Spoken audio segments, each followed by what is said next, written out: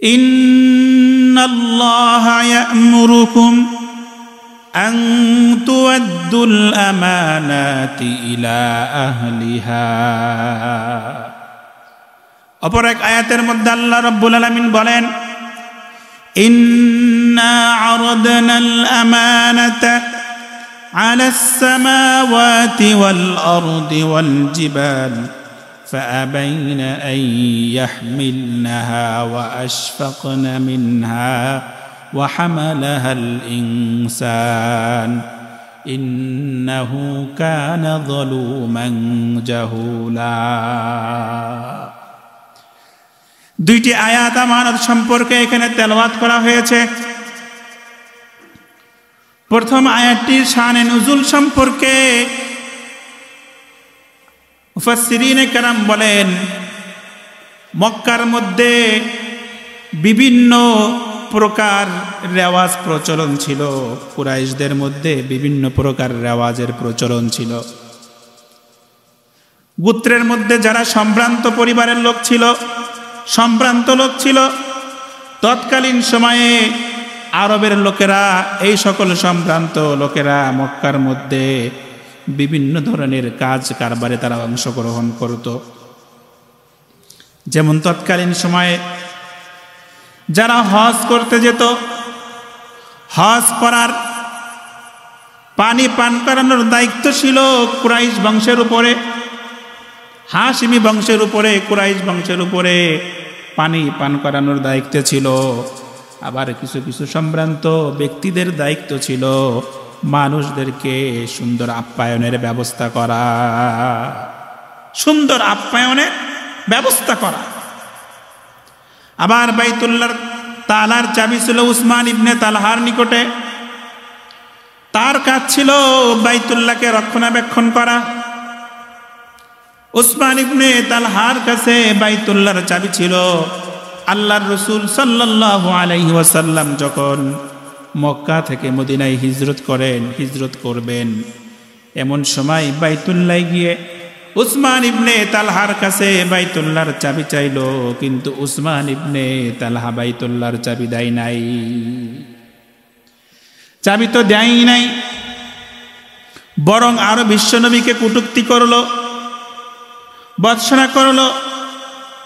আমার নবী, বিশ্বনবী মুহাম্মদুর রাসূলুল্লাহ সাল্লাল্লাহু আলাইহি ওয়াসাল্লাম উসমান ইবনে তালহাকে বলেন, উসমান, এমন একটা সময় আসবে বাইতুল্লাহর চাবিটা আমার হাতে হবে, আমি নবী যাকে ইচ্ছা তাকে দান করব। তখন উসমান ইবনে তালহা আল্লাহর রাসূলের এই কথা শুনে ভীত সন্ত্রস্ত হয়ে গেলেন যে মুহাম্মদ যে কথাটি বলেছে এই কথা একদিন বাস্তবায়িত হয়ে যাবে। উসমান ইবনে তালহা বলেন, আমি চাইলাম সঙ্গে সঙ্গে মুসলমান হয়ে যায়, কিন্তু আমার গোত্রের লোকদের তাচ্ছিল্যের কারণে, বিভিন্ন প্রকার কথার কারণে আমি ইসলাম ধর্ম গ্রহণ করতে পারি নাই। আল্লাহর রাসূল মদিনায় চলে গেলেন। মক্কা বিজয়ের সময় আল্লাহর রাসূল বাইতুল্লাহকে যখন জয় করলেন, উসমান ইবনে তালহার কাছে গিয়ে বাইতুল্লাহর চাবি নিলেন। বাইতুল্লাহর চাবি নিয়ে দরজার উপরে দাঁড়িয়ে বিশ্ব নবী মুহাম্মদুর রাসূলুল্লাহ সাল্লাল্লাহু আলাইহি ওয়াসাল্লাম বলেন, লা ইলাহা ইল্লাল্লাহু ওয়াহদাহু লা শারীকা লাহু সাদাকা ওয়া'দাহু ওয়া নাসারা 'আবদাহু ওয়া হাযামাল আহযাবা ওয়াহদাহু। উসমান ইবনে তালহা বলেন, বিশ্বনবী বাইতুল্লাহর মধ্যে ঢুকলেন, বাইতুল্লাহর মধ্যে ঢুকে নামাজ পড়লেন। নামাজ পড়ে বের হয়ে এসে আবার বাইতুল্লাহর চাবিটা আমি উসমান ইবনে তালহাকে ডাক দিয়ে আমার হাতে পৌঁছায় দিলেন, আর বলেন, আজকে থেকে কিয়ামত পর্যন্ত এই বাইতুল্লাহর দরজার চাবির রক্ষা করার দায়িত্ব তোমার বংশের উপরে ন্যস্ত করা হলো। যদি কোনো ব্যক্তি তোমার বংশের থেকে এই চাবিটি জোর করে নেয়, তাহলে সে যেন তোমার উপরে জুলুম করলো। এরপর উসমান ইবনে তালহা যখন বাইতুল্লাহর চাবি নিয়ে চলে যাবেন, এমন সময় বিশ্বনবী উসমানকে ডাক দিয়ে বলেন, উসমান, আমার ওই কথা কি তোমার মনে আছে? আমি যে একদিন বলেছিলাম এই বাইতুল্লাহ একদিন জয় হবে, চাবিটি আমার হাতে হবে, আমি মুহাম্মদ যাকে ইচ্ছা তাকে দান করব। আজ আমি আমার চাবিটা তোমাকে দিলাম, তোমার কি সেই কথা মনে পড়ে? উসমান ইবনে তালহা আল্লাহর রাসূলের হিজরতের সেই সময়কার কথা তার মনে পড়ে গেল। সঙ্গে সঙ্গে উসমান ইবনে তালহা বিশ্বনবীর কাছে কালিমা পড়ে মুসলমান হলেন। লা ইলাহা ইল্লাল্লাহু মুহাম্মাদুর রাসূলুল্লাহ। সকলে বলি সাল্লাল্লাহু। খলিফাতুল মুসলিমিন হযরত ওমর রাদিয়াল্লাহু তাআলা আনহু বলেন, আল্লাহর রাসূল উসমান ইবনে তালহার কাছে যখন বাইতুল্লাহর চাবি দিলেন, তখন বিশ্বনবীর কাছে একটি আয়াত নাজিল হলো। আয়াতটি হলো, ইন্নাল্লাহা ইয়া'মুরুকুম আন তুওয়াদ্দুল আমানাতি ইলা আহলিহা ওয়া ইযা হাকামতুম বাইনান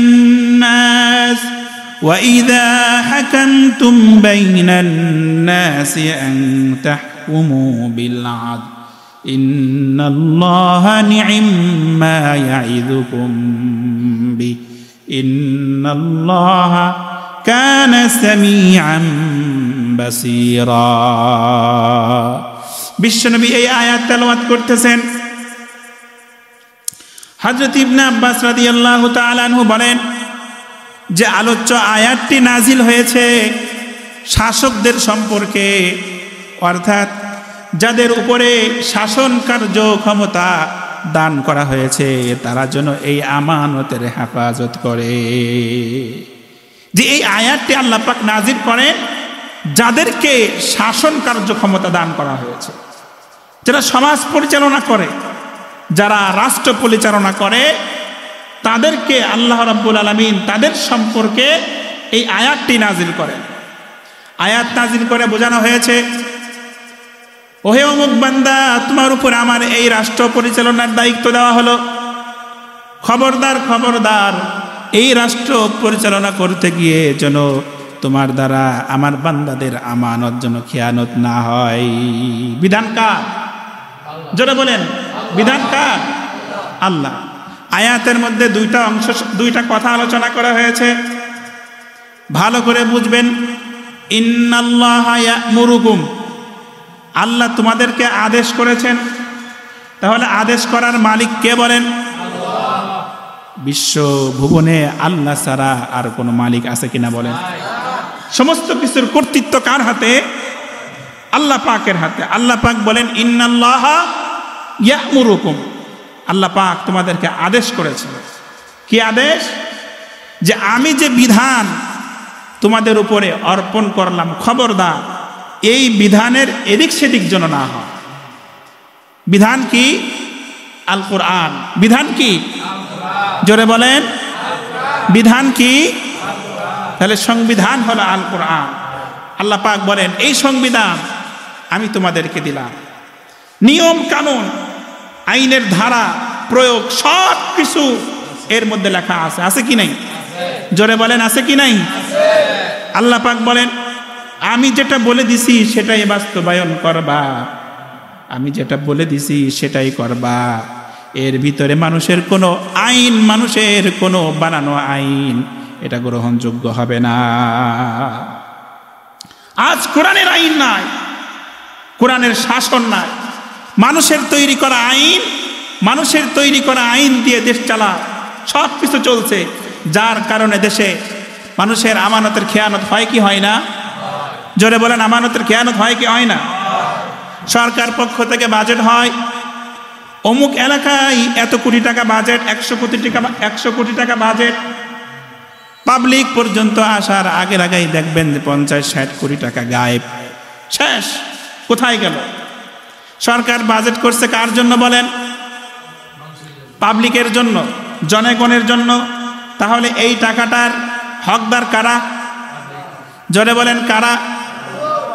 জনগণ। কিন্তু জনগণ তো এই টাকা পাচ্ছে না। এই টাকা যে আনছে, যে শাসক গ্রহণ করছে সে অর্ধেক খেয়ে ফেলতেছে, আবার তার থেকে তার যে চেলাপেলা, তার যে চামচা কর্মীরা আছে তারাও খাচ্ছে। মাঝখানতে আসতে আসতে পাবলিক সম্পূর্ণ জিরো। পাবলিকের কিছু না, আমানতের খেয়ানত কেমন ভাবে হচ্ছে? যে দেশে আমানতের খেয়ানত হয়, যে রাষ্ট্রে আমানতের খেয়ানত হয়, সে রাষ্ট্রে শান্তি কিভাবে আসবে বলে? যে রাষ্ট্রে আমানতের খেয়ানত হয় সে রাষ্ট্রে কখনো কোনো সময় শান্তি আসতে পারে না। শান্তি যদি আনতে হয় কোরআনের সংবিধান, ইসলামের আইন সমাজে রাষ্ট্রে বাস্তবায়ন করতে হবে। তাহলে এই ভুবনে, এই দেশে শান্তির আশা আমরা করতে পারি, শান্তি আমরা চোখে দেখতে পারি। ইসলাম পৃথিবীর মধ্যে এমন সুশৃঙ্খল এবং এত সুন্দর সমাজ ব্যবস্থা কায়েম করে দেখিয়েছেন ইতিহাসে। কোনো দার্শনিক, কোনো ইহুদি নাসারা কেউ কখনো এর নজির আজও পর্যন্ত পেশ করতে পারেনি। তাহলে আল্লাহ পাক বলতেছেন, ইন্নাল্লাহা ইয়া'মুরুকুম, আমি তোমাদেরকে আদেশ করলাম। আমার কোরআনে সমস্ত কিছুর নিয়ম কানুন উল্লেখ করা রয়েছে, সমস্ত কিছুর হুকুম আহকাম বলে দেওয়া হয়েছে। এই হুকুম আহকাম অনুযায়ী পৃথিবী চলবে, পৃথিবী শাসন করবা। আন তুআদ্দুল আমানাতি ইলা আহলিহা, ইলা আহলিহা, মানুষের প্রাপ্য যেটা তোমার কাছে আছে সেটা পরিপূর্ণভাবে মানুষের কাছে পৌঁছে দেওয়া।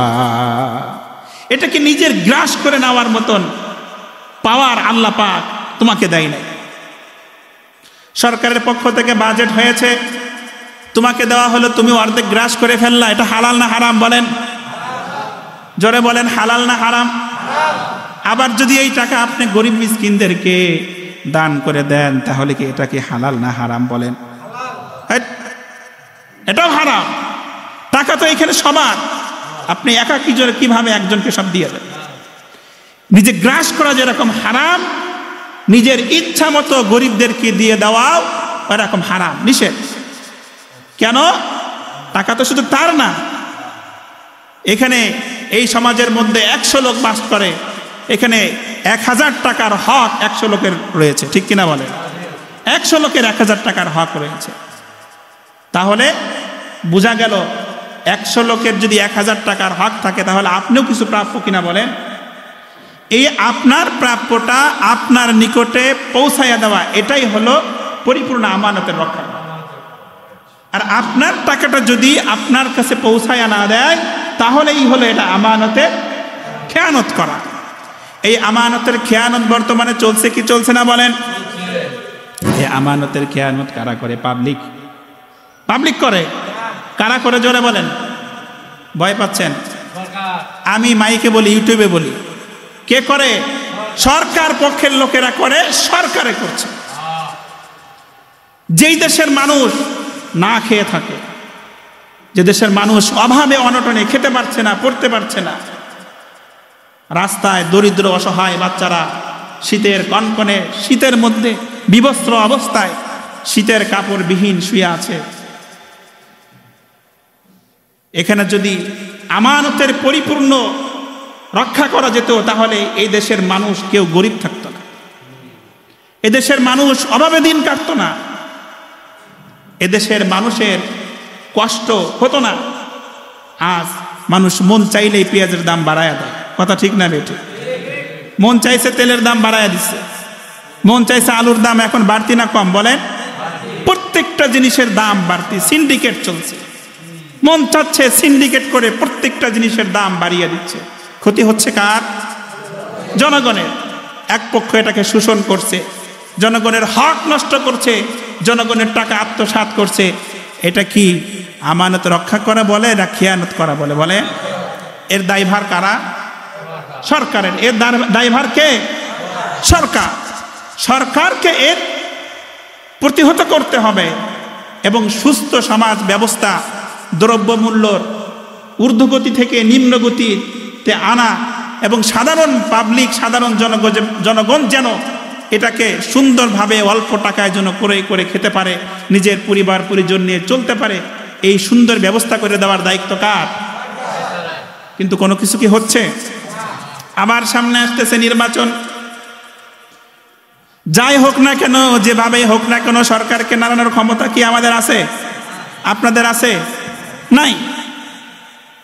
আমি একটা কথা মাঝখান দিয়ে বলে ফেলি, আমি প্রকৃতভাবে এই যে আওয়ামী লীগ সরকার আমি ব্যক্তিগতভাবে ভালোবাসি। তার কারণ আছে, ব্যক্তিগতভাবে ভালোবাসি, কারণ আছে। কিন্তু তার সব কিছু যে আমার কাছে পছন্দের, সব কিছু যে আমার কাছে ভালো, এটা কিন্তু নয়। খারাপ যেটা, সেটাকে খারাপ বলতে হবে, যেটা ভালো করেছে সেটাকে ভালো করতে হবে। এই যে পদ্মা সেতু করেছে, আপনারা দেখেছেন, এই কাজটা কি ভালো করছে না খারাপ করছে? ঢাকা শহরে বিভিন্ন ফ্লাইওভারের ব্যবস্থা করে দিয়েছে, রাস্তাঘাট সুন্দর করছে বিভিন্ন এলাকায়, কাজটা কি ভালো না খারাপ? তাহলে যেটা ভালো করেছে সেটার গুণ গাইতে হবে, তা না হলে আবার আমার আমানতের খেয়ানত হবে। আমি এই স্থানে বসে খালি বিরোধিতাই করব, প্রশংসা করব না তা না। এখানে বসে যেমন প্রশংসা করব, তেমন আমাকে যেগুলা অনৈতিক হচ্ছে সেগুলার বিরুদ্ধেও কথা বলতে হবে, ঠিক কিনা বলেন? তাহলেই আমি নিরপেক্ষ, তাহলে কি আমি নিরপেক্ষ। অন্যথায় আমি একপক্ষ একঘেয়েমি হয়ে গেলাম, যে শুধু সরকারের বিপক্ষেই গায়, বিপক্ষেই গায়, বিপক্ষেই গায়। না, আমার জীবনে সর্বপ্রথম ভোটটা কিন্তু নৌকায় পড়ছে। ধন্যবাদ দেওয়া লাগবে না, আমি ব্যক্তিকে ভালোবেসে ভোট দিয়েছি, আমি নৌকাকে ভোট দিই। তাহলে আমি এটাই বোঝাতে চাই যে মানুষ সবাই খারাপ না। কিছু কিছু মানুষ, সরকার পক্ষের কিছু কিছু মানুষ, তাদের কার্যকলাপ এবং তাদের ক্রিয়াকর্মের এতটা খারাপ, এতটা জঘন্য, যার কারণে সরকার আজ প্রশ্নবিদ্ধের সম্মুখীন। নির্বাচনী প্রচার প্রচারণা চলছে, কিছু কিছু জায়গায় শান্তিপ্রিয়ভাবে আপনার স্বতন্ত্র প্রার্থী, দলীয় প্রার্থী সবাই প্রচার প্রচারণা করছে। আবার কিছু কিছু জায়গায় এমনও আছে, যদি ভোট না দেওয়া হয় ঠ্যাং কেটে ফেলানো। কথা হয় কি হয় না বলেন? যদি ভোট না আসে তাহলে হাত কেটে ফেলাবো, বলে কি বলে না বলেন? এই যারা এই সমস্ত কথা বলে, বলেন কি এরা কি সরকারের পক্ষের লোক না বিপক্ষের লোক? বুঝে থাকলে বলেন, সরকারের পক্ষের লোক না বিপক্ষের লোক? এটা বিপক্ষের লোক, চামচা, এগুলা চামচা, এগুলা সরকারের ক্ষতি ছাড়া ভালো কোনো কিছু করতেছে। এই জন্য এই সমস্ত লোকদের থেকে নিজেদেরকে প্রতিহত করতে হবে, নিজেদেরকে বাঁচিয়ে রাখতে হবে। আবার সামনে আসতেছে ভোট। ভোট একটা আমানত, যেহেতু আমানতের কথা চলতেছে, এর সাথে এটাও বলে দিই, আপনার ভোট আপনার কাছে আমানত।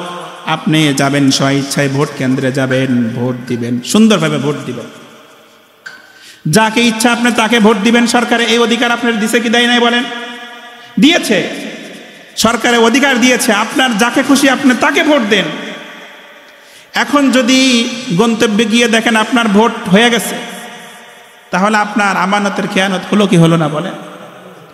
এই সকল কাজ যারা করে তাদেরকে চিহ্নিত করে ভোট কেন্দ্র থেকে ঘাড় ধরে বের করে দিতে হবে। আমার ভাইরা, যেটাই হোক, আমার আলোচনার বিষয়বস্তু এদিকে না, অন্যদিকে। তো যেটাই বলতেছিলাম, যে প্রত্যেকটা মানুষ তার নিজের কাছে এক একটা আমানতের অধিকারের মালিক, সে প্রত্যেকটা মানুষ। হযরত উমর রাদিয়াল্লাহু তাআলা আনহু বলেন, আলা কুল্লুকুম রাঈন ওয়া কুল্লুকুম মাসউলুন আন রাইয়াতিহি। তুমি একজন প্রতিনিধি, তুমি সমাজের প্রতিনিধি, তুমি পরিবারের প্রতিনিধি, তুমি তোমার ফ্যামিলির প্রতিনিধি। উপরে ছাদে মনে হয় পোলাপানে শব্দ করতেছে, ছাদে মনে হয় বাচ্চারা শব্দ করতেছে। তাহলে আমার কাছে আমার পরিবার আমানত, যে কাউন্সিলর তার কাছে তার সমাজ আমানত, যে মেয়র তার কাছে তার আসনের লোকজন আমানত, সব কিছু আমানত।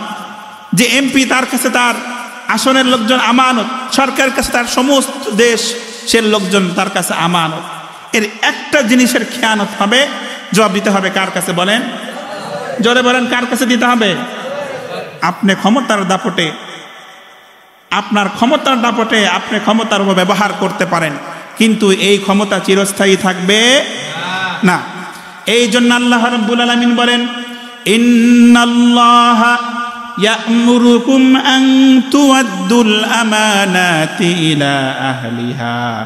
আল্লাহ রাব্বুল আলামিন তোমাদেরকে আদেশ করেছেন, ইয়া'মুরুকুম তোমাদেরকে আদেশ করেছেন, আন তুআদ্দুল আমানাতি ইলা আহলিহা, যে আমানতকে তার প্রাপকের নিকটে যথাযথভাবে পৌঁছিয়ে দাও।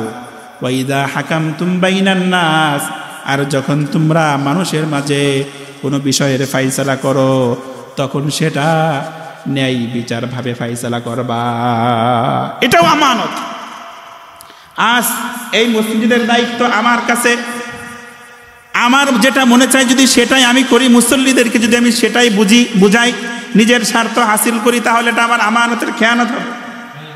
সভাপতি সাহেব যদি শুধু নিজেরটাই বোঝে, মুসল্লিদেরটা না বুঝে, তাহলে এটা আমানতের খেয়ানত হবে। একজন ইমামের কাছে মুসল্লিরা আমানত, একজন খতিবের কাছে মুসল্লিরা আমানত। যেটা ন্যায় সেটাকে ন্যায় বলতে হবে, যেটা অন্যায় সেটাকে অন্যায় বলতে হবে। এই জন্য একটা রাষ্ট্রের মধ্যে সরকারের কাছে সমস্ত লোকজন আমানত। সরকার যদি কারোর বিচার ব্যবস্থার দায়িত্ব দেয়, তাহলে তার সুস্থ তদন্তের মাধ্যমে তার সঠিক বিচার করার দায়িত্ব সরকারের। এর মধ্যে যদি বিন্দুমাত্র অবহেলা করে, এদিক সেদিক করে, তাহলে কিন্তু আমানতের খেয়ানত হয়ে যাবে, কোনো মাপ পাওয়ার কোনো সুযোগ নেই। আজ রাষ্ট্রের ভিতরে বলতেই হবে, এটা আমাকে না বললে আল্লাহ পাকের কাছে আসামি হয়ে যাব, যেহেতু আমার আলোচনাটা মিডিয়ায় চলে যাবে। এই জন্য আমি ভাবে তাদেরকে জেলে আটকানো হয়েছে। বলে এখনো যে শাস্তি তাদের উপরে প্রয়োগ করা হচ্ছে, চক্রান্ত করে সাজানো গুছানো ভাবে এটা আইনের মাধ্যমে পেশ করে তার বিরুদ্ধে খাড়া করা হয়েছে।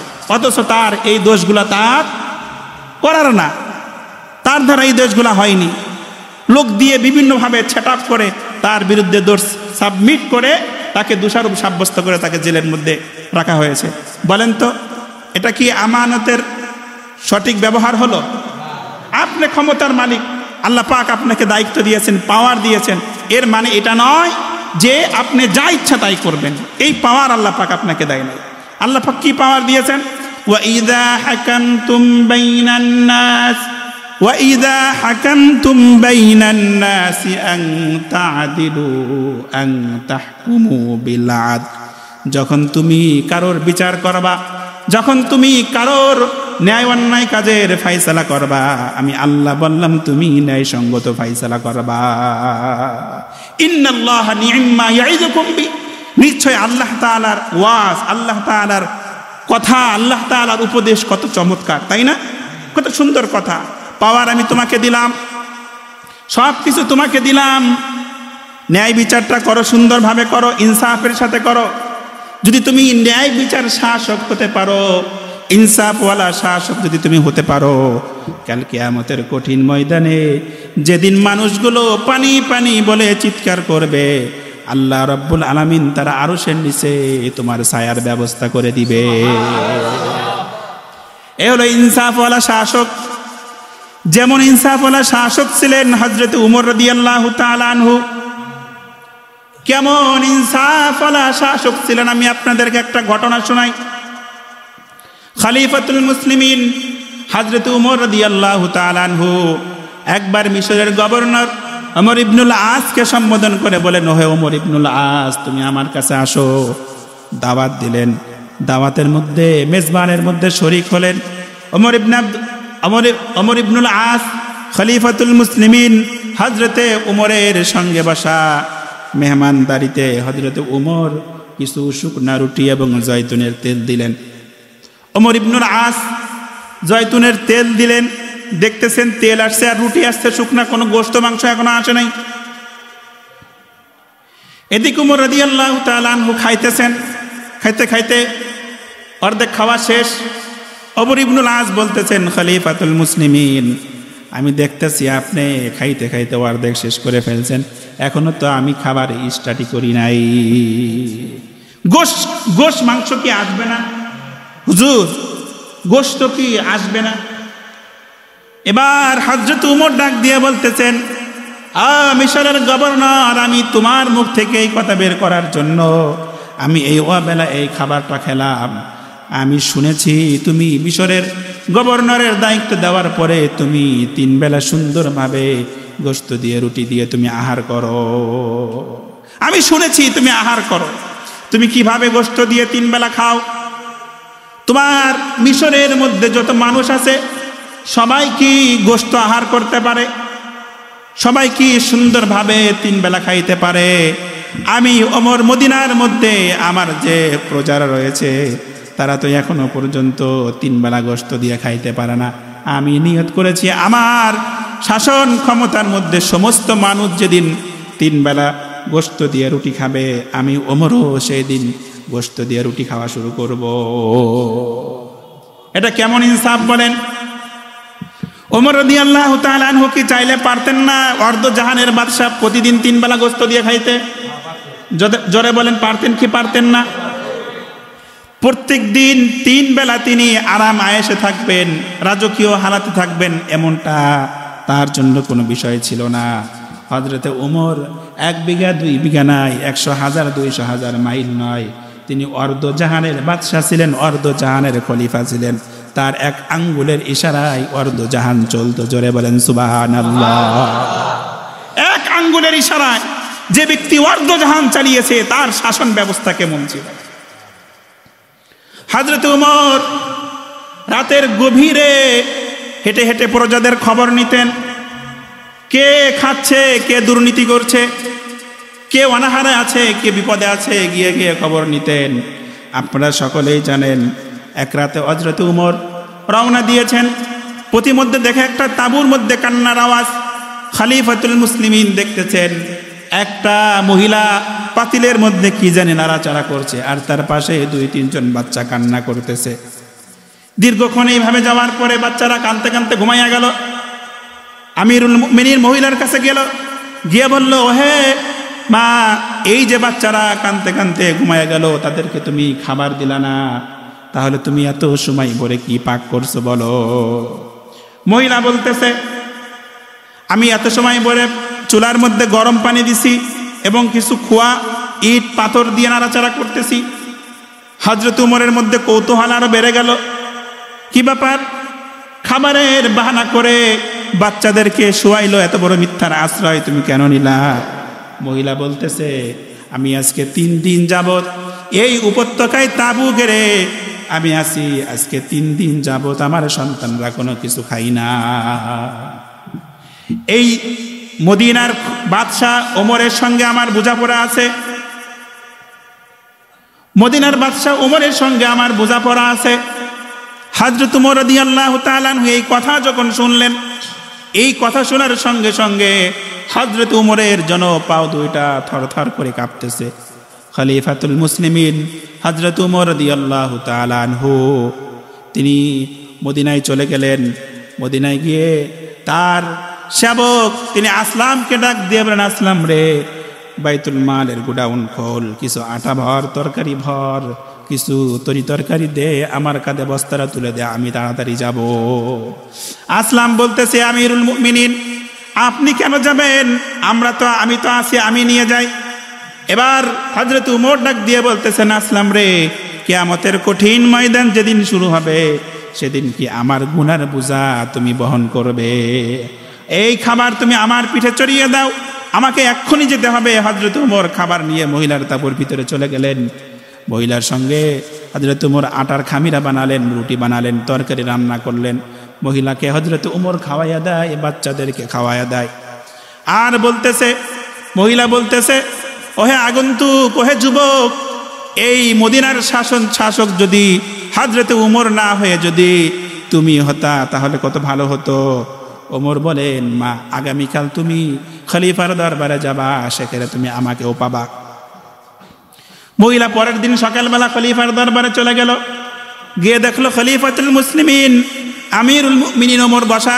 মহিলা এবার ভয়ে থরথর করে কাঁপতেছে আর বলতেছে, আমিরুল মুমিনিন, রাতের অন্ধকারে আমি আপনাকে চিনি নাই, না চিনে না বুঝে আপনাকে বিভিন্ন রকম কথা বলে ফেলেছি, আপনাকে কষ্ট দিয়েছি। আমিরুল মুমিনিন, আপনি আমাকে আল্লাহর ওয়াস্তে মাফ করে দেন। হযরত উমর রাদিয়াল্লাহু তাআলা আনহু বলতেছেন, মা তুমি আমার কাছে কেন মাপ চাও? তুমি আমার কাছে কেন মাপ চাও? বরং আমি তোমার কাছে মাপ চাই। আজকে দীর্ঘ 3 দিন যাবত তুমি তোমার সন্তান নিয়ে অনাহারে তুমি মদিনার জমিনে অবস্থান করছো। কাল কিয়ামতের কঠিন ময়দানে আল্লাহ পাকের কাছে তুমি আমাকে আসামি বানাইয়া দিও না। সাউন্ড করে গেছে। কাল কিয়ামতের কঠিন ময়দানে তুমি আল্লাহ পাকের কাছে আমাকে আসামি বানাইয়া দিও না। ও মা, তোমার কাছে আমি মাপ চাই, আল্লাহর ওয়াস্তে তুমি আমাকে মাফ করে দিও।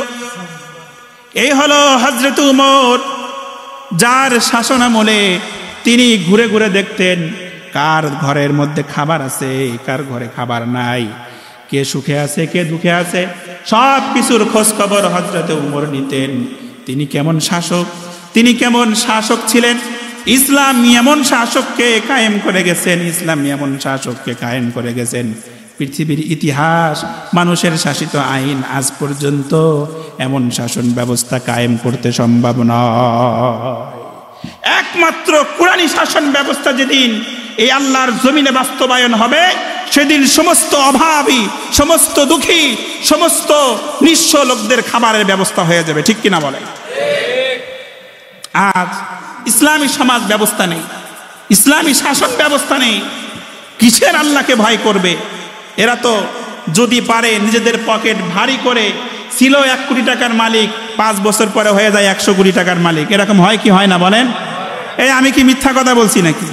হ্যাঁ, মাঝে মাঝে দুদক যায়, বিভিন্ন ভাইয়ের বাড়িতে যায়, গিয়ে দেখে কি লাকেজ ভরা টাকা, আলমারি ভরা টাকা, সিন্দুক ভরা টাকা। এ টাকা কার?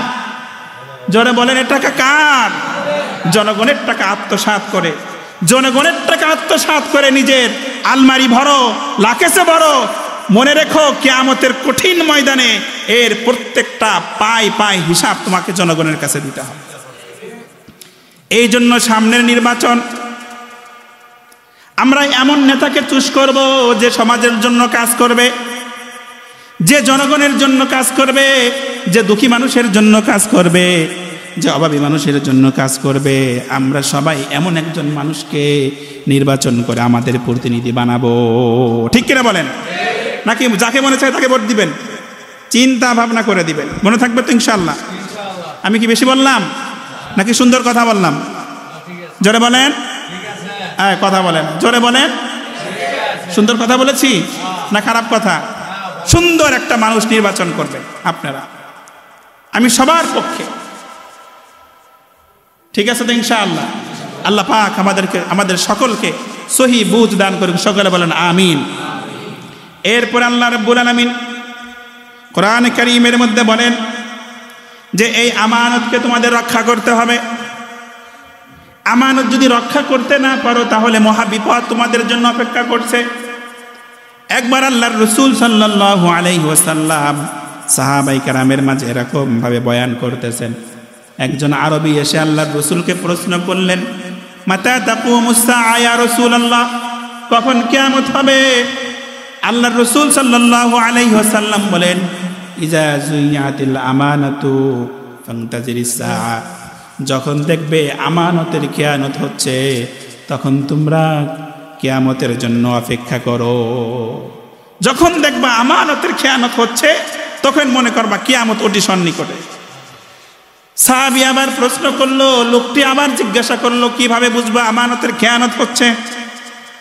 আল্লাহর রাসূল বলেন, ইযা উসিদাল আমরু ইলা গায়রি আহলিহি, অর্থাৎ যখন কোনো মানুষকে, অর্থাৎ এই আসনে যেই ব্যক্তি বসার উপযুক্ত তাকে না বসাইয়া যদি একজন অনুপযুক্ত বেশিকে এই আসনের মধ্যে বসান, তাহলে মনে করবেন কিয়ামত আর বেশি দূরে নাই।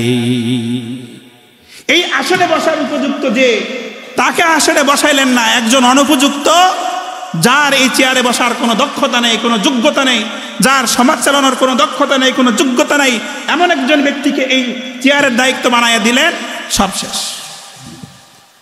আর যার এই চেয়ার চালানোর যোগ্যতা আছে, এই সমাজ চালানোর যোগ্যতা আছে, মানুষের কে কন্ট্রোলিং করার যোগ্যতা আছে, এমন একটা মানুষকে যদি এই চেয়ারের দায়িত্ব হয়, তাহলে বলেন এই চেয়ারের আমানত রক্ষা হবে কি? হবে না? কোনটা হবে?